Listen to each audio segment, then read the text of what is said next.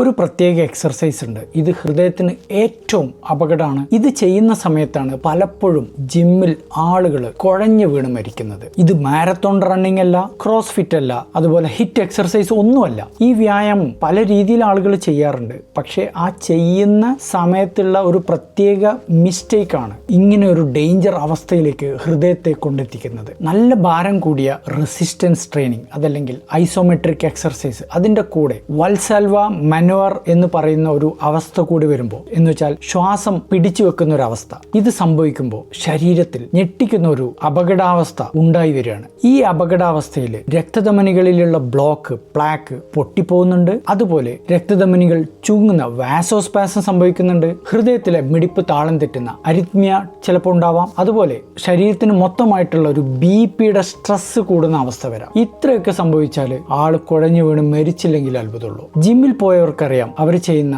Dead lift എന്ന് പറയുന്ന exercise ഉണ്ട്. അതല്ലെങ്കിൽ നല്ല ഭാരത്തോടെയുള്ള ബെഞ്ച് പ്രസ് ചെയ്യുക, അതല്ലെങ്കിൽ നല്ല ഭാരത്തോടെ സ്ക്വാറ്റ് ചെയ്യുക. ഇതെല്ലാം ഹെവി വെയിറ്റ് ലിഫ്റ്റിങ്ങിന്റെ ഭാഗമാണ്. ഈ സമയത്ത് ശ്വാസം പിടിച്ചു വെക്കുകയാണെങ്കിൽ ശരീരത്തിൽ ഒരുപാട് മാറ്റങ്ങൾ വരും. നമ്മുടെ തൊറാക്സ് എന്ന് പറയുന്ന ഈ ചെസ്റ്റിനകത്തെ പ്രഷർ കുത്തനെ കൂടുകയാണ്. ഈ പ്രഷർ ഹൃദയത്തെയും രക്തധമനിയെയും ഒരേ സമയം അമർത്തുന്നുണ്ട്. ഇത് കാരണം ഹൃദയത്തിലേക്ക് തിരിച്ചു വരുന്ന രക്തത്തിന്റെ അളവ് കുറയുന്നുണ്ട്. പതുക്കെ പതുക്കെ ഹാർട്ടിൽ നിന്നും പുറത്തേക്ക് പോകുന്ന രക്തത്തിന്റെ അളവ് കുറയാണ്, ഹൃദയമിടിപ്പ് കൂടുകയാണ്. അത് കഴിഞ്ഞ് പെട്ടെന്ന് ആള് ശ്വാസം പുറത്തേക്ക് വിടുന്ന സമയത്ത് ഈ നെഞ്ചിനകത്തെ പ്രഷർ ഒറ്റയടിക്ക് അങ്ങ് കുറയാണ്. ആ പ്രഷർ കുറയുന്ന സമയത്ത് ഹൃദയത്തിലേക്ക് തിരിച്ചുള്ള രക്തം ഇരച്ചു കയറുകയാണ്. അപ്പോഴാണ് പ്രശ്നം.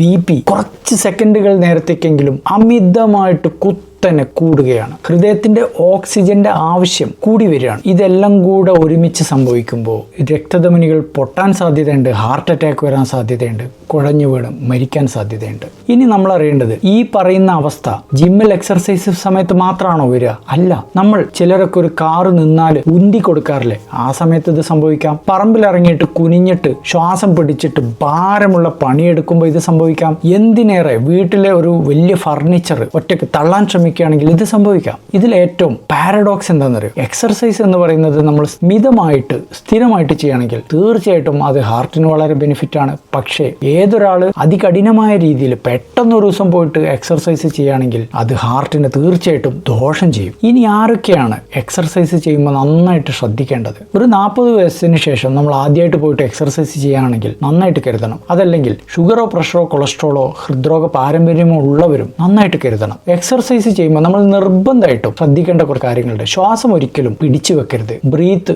ഇൻ ആൻഡ് ഔട്ട് ചെയ്തുകൊണ്ടേയിരിക്കണം. അതല്ലെങ്കിൽ ഒരു ഭാരമുള്ള സാധനം നമ്മൾ പൊന്തിക്കുകയോ തള്ളുകയോ ചെയ്യുമ്പോൾ ശ്വാസം കിട്ടുന്നില്ലെങ്കിൽ ഒരിക്കലും അത് ചെയ്യാൻ നിൽക്കരുത്.